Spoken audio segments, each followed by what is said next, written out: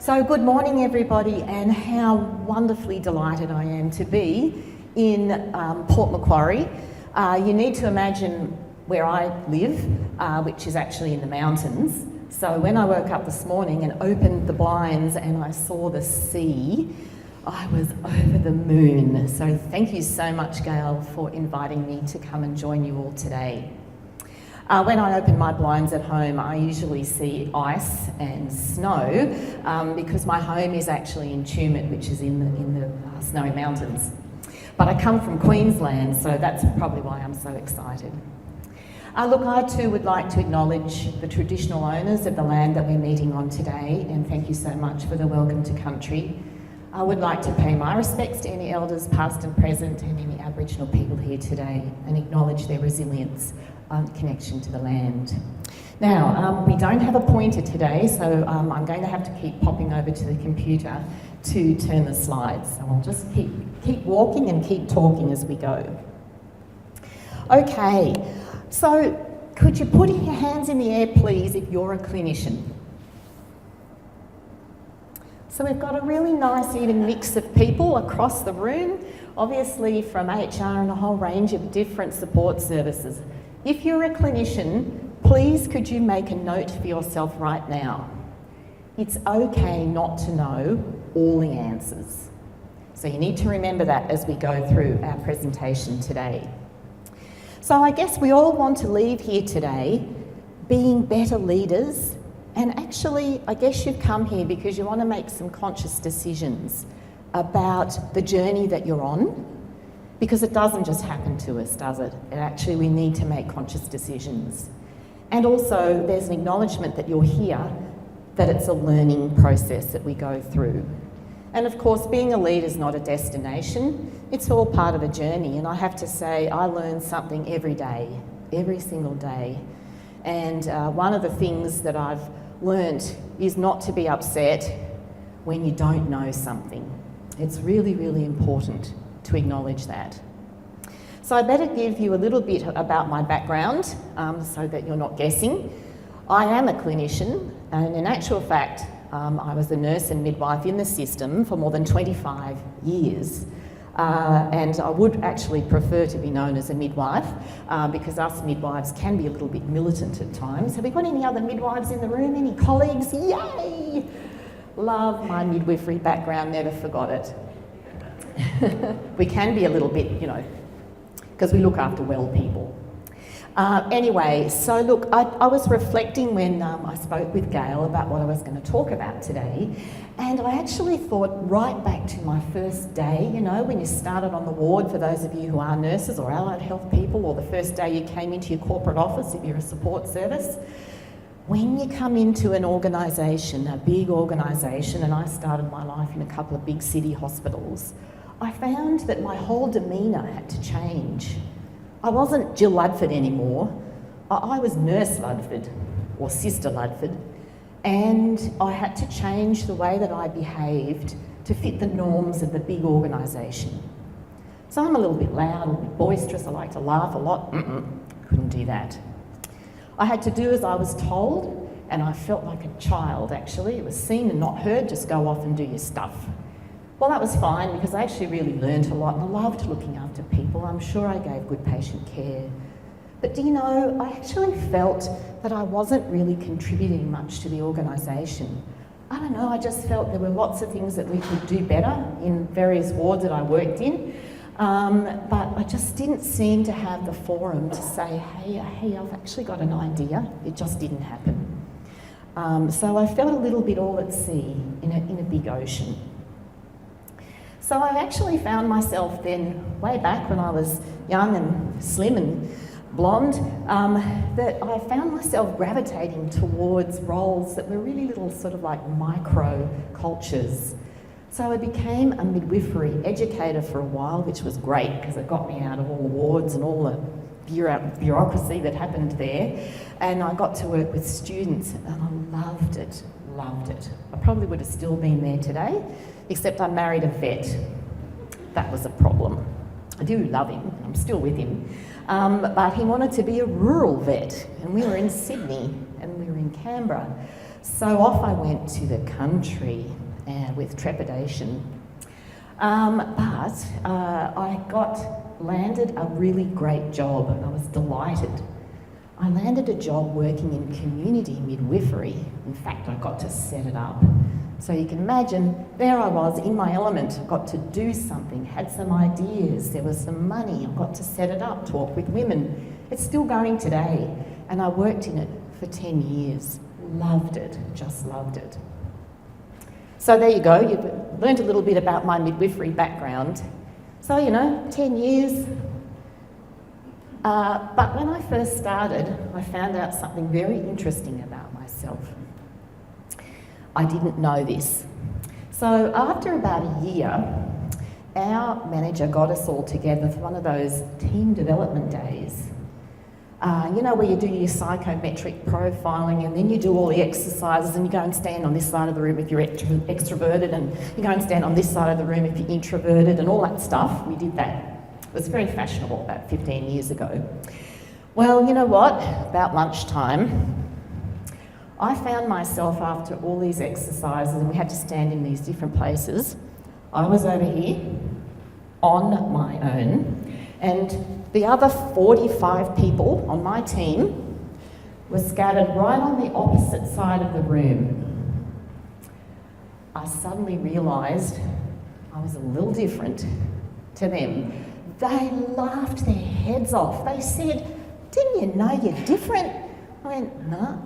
They said, "You drive us mad. Always looking at data, always telling us what we could be doing differently. We do the antenatal classes this way for 6 months and then you got something new. You drive us insane." I went, "Oh, okay." But then they smiled because the best thing is that I realised then that when I first started, they just thought I was a city slicker. Know-it-all. Absolutely, that's what they thought about me. Do you know what? Nothing could be further from the truth because the first time I saw a baby born in Tumut Hospital was the first time I ever saw a normal birth. I had worked at the Royal Canberra hospitals, I'd worked in all these Sydney hospitals, including the Crown Street Women's Hospital, those of you remember that place. I had never seen a normal birth in my entire career. I cried. What had I been doing? For 15 years, I'd been teaching midwifery. I'd never seen a woman give birth under her own steam. So I was not a city slicker who thought she knew it all. I just liked to learn.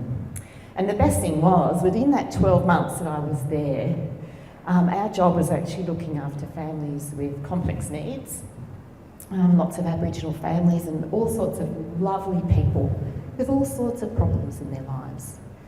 The team had come along on the journey with me. We had set goals and we were really getting some fantastic results and they loved it. And that was the best thing about it, was that we all loved it. Okay, so now we're just going to have a little think about some things that we're going to do today.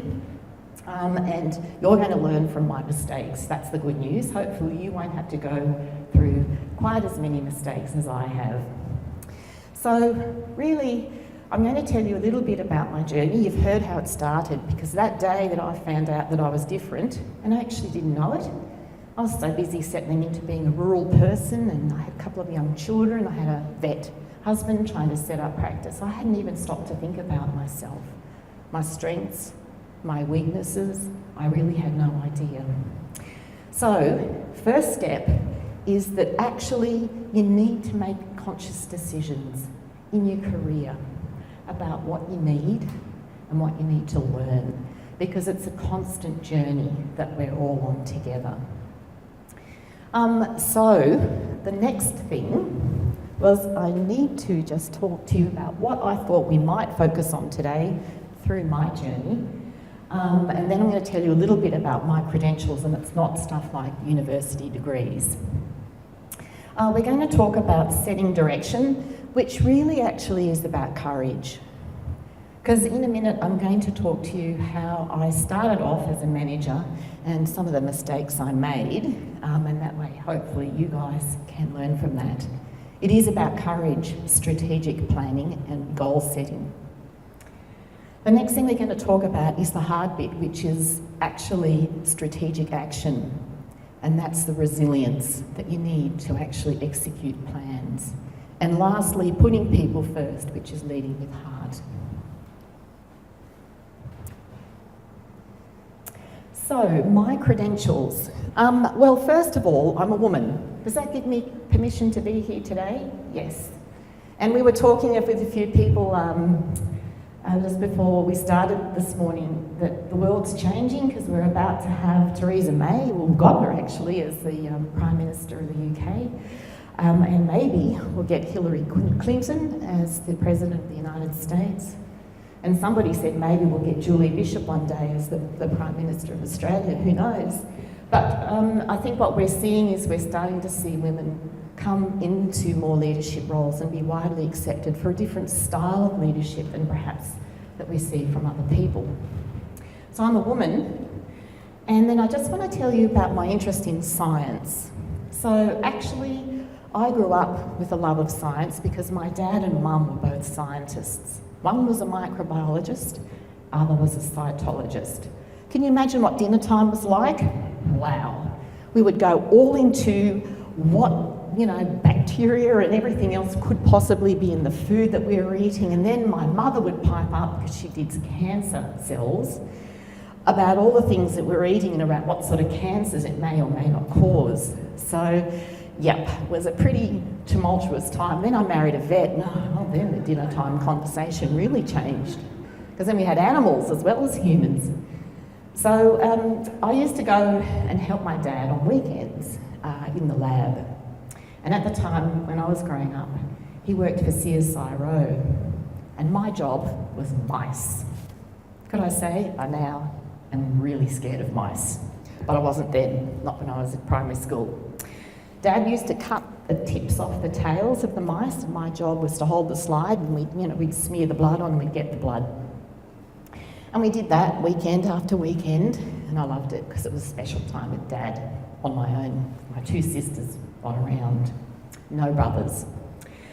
So one weekend, his manager, his boss came in and said what a great assistant I was. I was chuffed, fantastic. I'm going to be a scientist, I thought. And he turned to my dad and he actually said to Dad, have you got any sons?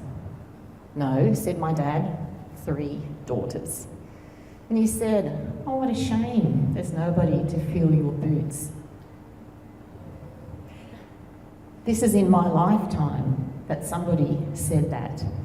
And my dad, I'll always remember that, turned around to him and said, I've got 3 daughters and they are going to do whatever job they want, even those that are dominated by men, and I'm going to encourage them.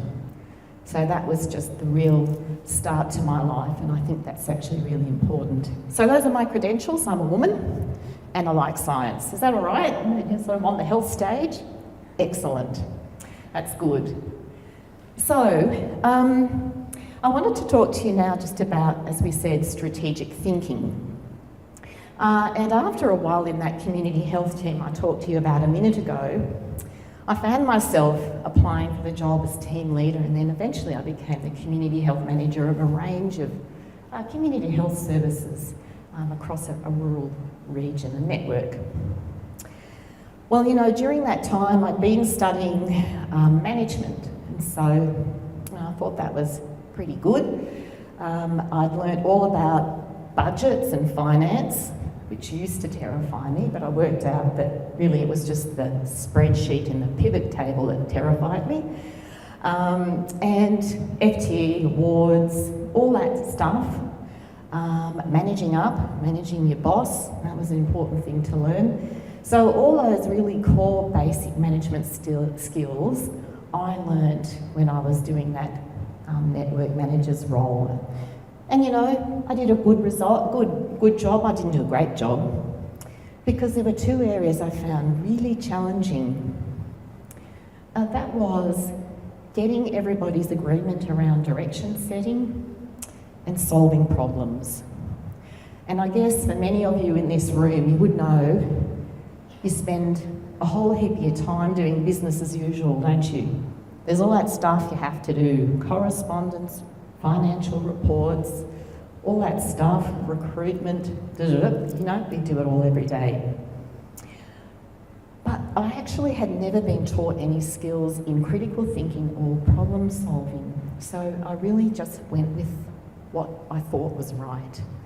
And what I thought was right was what I call now business thinking. Because when you're in management, most of your life's taken up with problems, isn't it? Somebody comes into your office and they've got a problem. Or you get a letter that's got a problem, or your boss brings you a problem. And so I thought I was doing a pretty good job with my problem solving. I looked for facts, I analysed them. I thought I was pretty good at analytical thinking. I certainly rung and talked to people because I'm a bit of a talker and I liked to know what other people were doing, so I looked for precedents across my district. And I certainly tried to work out what was right and what was wrong. And as soon as I came to the right answer, I'd give it a bit of a rigor test, talk it out with my manager, and that would be the answer. And I'd go, excellent, it's done, it's gone, problem fixed. Was the problem fixed? Sometimes. But have you ever heard people say, we've got this problem, you know, that old chestnut keeps coming back? Because actually, if you don't fix it right the first time, it will come back. And it might not come back for you, but it will definitely come back for somebody else. So that's, I'm sure, something that each and every one of you in the room has learnt in your time. Solving problems is really difficult. So I started actually then thinking more about how I could use strategic thinking for problem solving. And as you can see there, it takes a fair bit of courage because you've got to go with your gut feeling, but you've got to validate that gut feeling because you can't just jump into things. Because you can guarantee one thing for sure, a quick answer is never the right answer. And I'm going to give you an example of that now. But first of all, I just want to say that after a while, as the manager of community health, I got a little bit comfortable until this one day when I got a phone call. It was Friday night and I was itching to get my teeth into writing a grant that I was writing. I was actually doing my finance report. I found my mind wavering somewhat. And I got a phone call. It was about 4 o'clock on a Friday afternoon, and I answered the phone and it was the chief executive. Now, the chief executive I had met maybe once, maybe twice. I didn't think he would even know my name. I certainly knew he was, but I didn't think he would know my name. I nearly dropped the phone when he said who it was. And then he said, I'd like you to take a secondment. I said, yes. He said, yep, director of executive services it was. I didn't even know what executive services was. I'm really sorry, but I'd been in the land of clinicians. I said, what's exec services? And he said, oh, well, you know, it's managing the board, media, ministerials, contentious issues and community participation. You know what I said to him? I said, I think you might have got the wrong number, I'm a nurse. He goes, no, I'm looking for you because somebody told me you've got a cool head. Right. Well, do you know what? I actually had realised that I had got a little too comfortable. Actually, didn't ever want to be a CEO. I thought I wanted to be a manager of community health services. I thought I was there. I was in my destination. I accepted the secondment. Who knows why? I rang him on Monday and said, yep, I'm coming. He said, good, come tomorrow. It's for 3 months. I thought, oh, 3 months, easy peasy. Well, do you know what? It's so important that all of you have a think about getting outside your comfort zone because that's how you learn. You would think that to be a leader and progress, if you wish, to different roles, maybe get promotions, that you would study and you would have a really great plan and you'd be able to control what you do. But in actual fact, you will not learn until you get outside of your comfort zone, until you are forced to use what comes as intuition. And could I tell you, I knew nothing about media. I knew nothing about how to manage ministerials and contentious issues. I didn't have experience in that field. And I have to tell you, I learned so much in that time. The first month, I think I was just in constant distress. I can remember going out and sitting on the swings, the kids' swings in the backyard. Swinging was the only way I could stop my mind from whirring. I actually felt almost a level of distress about what I had got myself into. And then I actually told myself to stop, because all I needed to do was to not jump to solutions. I did not have the credentials to jump to solutions in that job. I had fantastic people working for me. I had journalists and all the people that are here today that are wonderful in comms. They knew what to do. So my job really was to coordinate it and bring it all together. But I think the message here is it's so important that you understand that other side of the world of health. Yes, the side of hospitals, clinicians and patient care is fantastically important, but so is understanding governance, so is understanding how boards work, ministerials, all those people in the Ministry of Health and politicians and Parliament. I can remember Parliament was sitting one day and I got a phone call from the Minister's advisor. The Minister had got a question on the floor and he needed a response in 10. One of the things working in exec services is deadlines. Media deadlines, parliamentary deadlines, pressure, pressure, pressure. It sure is stormy seas. So anyway, you make your calls, you don't know the answer. Remember we said it's okay not to know the answer, but you've got to find somebody who does know the answer. Then you've got to validate it, because you don't want to mislead Parliament. So I'm doing all this, all good. Ministerial relations managers helping me. We're up to 8 minutes. I'll get the Minister's advisor back on the phone. Jill, where is it? I said to him, you know what I said to him? I said, if you stop calling me, I'll get it done. I'll let you know. It's 2 minutes away. So we really do actually have to stand up for ourselves and try and focus on the job at hand. And so what I really learnt in that job was to not jump to solutions, but to think about the goal and to ask a lot of questions and work backwards from your goal, and the answers will come out. They're never simple. So as I said, I only learnt that by getting outside of my comfort zone. I probably would never have chosen to do that if I knew how terrifying it was. But then you go, that part of, we talked about strategic thinking is actually courage, because you've got to have courage to get yourself there. And the other thing was that I had to realise that I didn't need to know it all. I had grown up in the world of clinicians and science where I thought I had to know it all to make good decisions. And I was talking to Gail in the car. We did have some lovely conversations to say that recently I read our Your Say survey results from last year again, because the new ones are about to come out. And I was looking at all the trends and themes. And the one that struck me the most was so many of our staff in their written comments had talked about micromanagement and how disempowering that was. And I started thinking about the fact that sometimes managers, as they rise up the ranks, particularly I think in nursing, because we're the bigger numbers, is that we go to a power level and then we just tell people what to do. So let's have a think.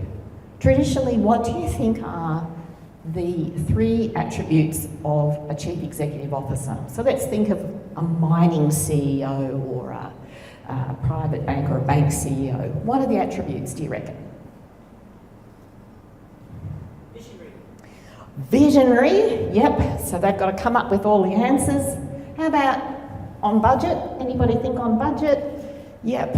And control and command? Yep. So the traditional CEO has very much been around providing the vision, control and command, and I think sometimes our nurses and our staff in the clinical setting get managers who just think it's their job to tell them what to do.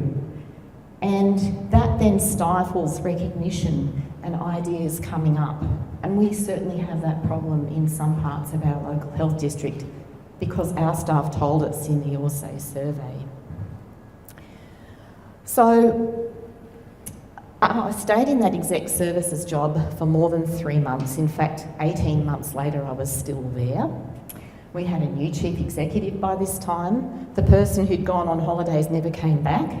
Wish they'd told me that before I accepted the job. And so I then started my journey in the world of operations.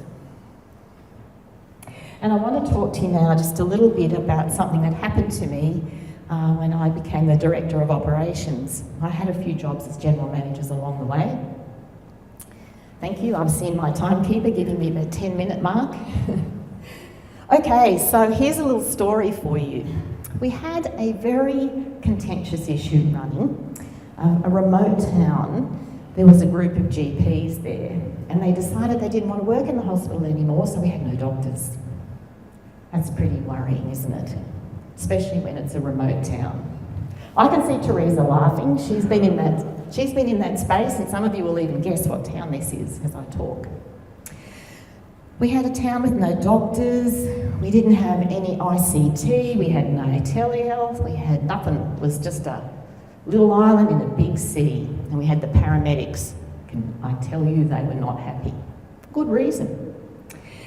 So the most critical thing was that the community became terribly anxious, of course, and the politicians became terribly anxious, and there was enormous pressure on me to do something and do it now. And of course, the something was to find a locum for a tiny, tiny hospital that maybe gets 2 or 3 presentations a day, maybe 12 a week, but is a long way from anywhere. No helicopter services, nothing. So there was no quick answer. Yes, there was a quick answer, but if we jumped to putting a locum in there, it was a cost of $1 million a year, plus once we did it, the community expectation was that would be there forever. So the local advisory committee said, Jill, we need you to come, we need to talk to you. No problem, I said. Drove the 4 hours, arrived at 5 o'clock at the prescribed time, hopped out of the car in front of the hospital, and there was a minibus. A minibus for a meeting, I thought. So, long story short, I ended up on a riverboat, going down the Murrumbidgee River, actually. I think it might have been the Murray River, I don't know, it's one of those rivers. And on the boat was the Chief Executive Officer of the GP company, the Mayor, the General Manager of the Council, and a few folk. And so there we are, that's actually a photo I took at the time. And so we had that opportunity for about 40 minutes to toss around all the possible solutions to the problem, ask questions, and maybe come up with a solution that we thought we should test or try. But it didn't stop there, because the next thing that happened was that the boat stopped and we were at the golf club, and I thought, great, we're going to have tea and I can go home. Well, I was going back to Griffith. But when I walked into the golf club, it was a town hall meeting. The whole of the town were in the golf club, and the CEO of the GP company and myself were the guest speakers. And so one of the things you have to learn is how to think on your feet, but not to jump to promising people and over-promising. So that was quite an evening. And so I guess my message is it's really important to not settle for your first answer that you come to. If you use business thinking, you'll come to an answer, but it's not always the right answer. And sometimes the right answer can get in the way of the right result or a great result. So I'll just tell you what happened So when I got into the town hall meeting, fortunately the CEO spoke before I did and gave me 5 minutes to think about what the hell I was going to say.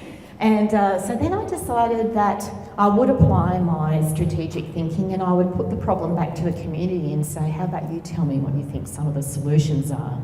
It was great. I got so many reasonable solutions from the community, and every time they had an idea, we applied the what if. What if this is the right answer? Or what if this happened? And at the end of the session, they were engaged, they felt they were listened to. I'm not sure they ever expected me to give them an answer, but I said to them, these are the ideas we've teased out, there were 3 of them, and I'm going to go away and explore them and I'll come back to you in 2 weeks and let you know. They were happy with that. So I didn't have to give them the answer they wanted to hear, even though I was under enormous pressure. And so in the end, we didn't settle for the $1 million locum. We settled for providing 2 steps. The first step was actually providing a CMO from one of the base hospitals with telehealth. We put a camera in the ED to help them. And then over time, we actually put in a GP practice. So that was the right solution. It's just a practical example. So I'm going to talk to you now quickly, because my time is running out, about strategic actions. So I, as you heard, took the job as the Chief Executive of Murrumbidgee Local Health District a couple of years ago, just about 2 years ago now. Why did I take the job? Because it was an organisation in distress, probably not be news to any of you. Many of the rural local health districts went through quite a tumultuous time when we moved from being the graders to being local districts. So I inherited a local health district with double-digit unfavourability financial figures, an executive leadership team who were exhausted, and also staff with very, very low morale. So why did I do it?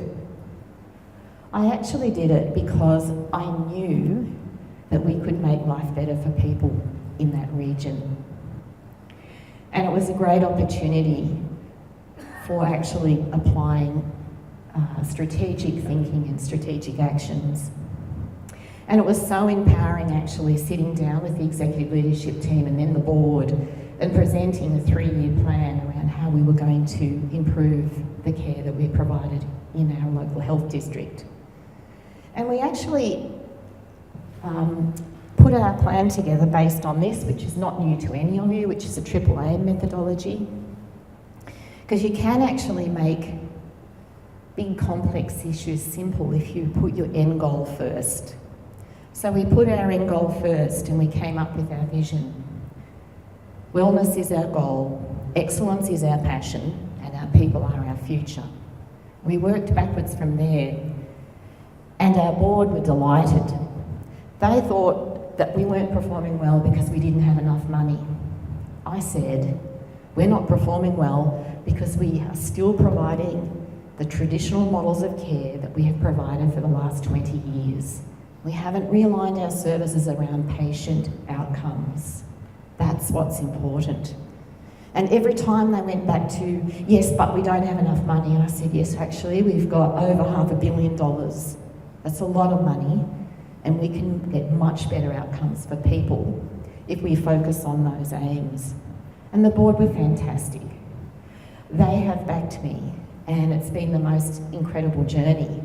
We were also on performance level 3 with the ministry, which is not nice, and we were very quickly performance level 1 after our first year, actually, because we focused on those 3 things. Year 2, which has been the end of this year, the last 12 months, has been the hardest. And that's because we've been implementing or executing our plan, and our plan was ambitious. And what I wanted you to hear today, and again, I know all of you know this, but resilience is key. We have done some really big things. So all those little hospitals that were little islands in the big sea that weren't linked, we've linked them. There's clusters. There's an acute hospital. We've got 33 hospitals and 16 rural outposts, and they all duplicated everything. Now we've got an acute hospital, and we've actually got that small multi-purpose services to gather together. They share resources, they share leadership, they come together, and they're all interconnected using the EMR, CHOC, and the integrated clinical records, which is why I'm so passionate about it, because it was like the life heart for us. It brought us all together. Now that sounds easy. How easy was it? How do you think communities felt? How did the New South Wales Nurses Association feel? How did the managers themselves feel about change and having their roles redescribed? Tough. It's been tough. Tears of blood almost at times. And one of the things that we need to understand is that you need to be resilient, because in the back of your mind you'll go, is this too hard? Am I making the wrong decision? Is this right? Can I do it? But as a leader, it's your job to be resilient and to keep people going, reinforce where we're going, what the goal is, and keep working backwards. And we have done it, but it's been really, really hard on my team. So one of the things we talk about is think big, act small, act now. And think big, small steps, act now is my mantra. Every one of my directors will quote it back to me regularly, because you can't make a quantum leap from A to B. Actually, the best thing to do is to break it into chunks. And we've had some very ambitious projects that we've just nibbled away at. You have to cause a disruption in the first place, but then you've got to always connect back to why. The why. We all talk about the why in my district. We all talk about our purpose, why we come to work every day, why are we doing what we're doing. You know, when new chief executives start, what do? A restructure. We weren't doing a restructure because I was a new chief executive. We were doing a restructure because we needed to link our hospitals together, and because we needed the Wagga Rural Referral Hospital to be a specialist referral centre. And to do that, we had to completely realign all our services. You guys all know this because you've done it, create clinical networks, streams, all those things. Our local health district still had the same configuration when I started that it had 20, 25 years ago. But we did it in small steps. So lastly, I've got 1 minute to talk about heart. So the last thing is, we talked about those chief executives who have got a vision, they've got control, they've got power, they deliver on budget. But when do you ever hear about authentic leaders? When do you hear about people talking about courage, resilience, and heart and compassion? So only yesterday, when Minister for Mental Health was visiting our mental health services, we had an opportunity to walk around and show some of the things that we do well. We've got some really nice, innovative programs in mental health. And I had to leave before the Minister did. I had let her know before she came that I would be doing that. That was so I could get on the plane to come here. And so I had to say goodbye to everybody while the Minister was still standing around. But you know, I was so proud of my staff. Because the mental health team, I just give them the budget. It's what I call distributed leadership. I give them the budget and they deliver. And they distribute the leadership right throughout their team. They're a stream, they've got a medical director, they've got miles of allied health, I was telling Gail, and nurses, and they all come together. They've got wonderful innovation and they've done some really great things. It's the best thing ever as a chief executive, seeing distributed leadership come up with new ideas, and showcasing it for the Minister yesterday filled me with joy. I was so excited, and when I left, I actually went up to the 2 female managers and gave them a hug. Now let I say that they were female and we have a very trusting and close relationship, so it was appropriate. But the Minister turned around and said to me, "Jill, when do chief executives ever hug their staff?" I thought, oh, I do it all the time. But I think what an authentic leader does is you need to be aware of your limitations and you need to be genuine. That's me. I hug people. And that I'm genuine about that. I wouldn't do it inappropriately, could I please reassure you. But being aware of my limitations is also really important. And I have limitations, and I certainly let my staff know.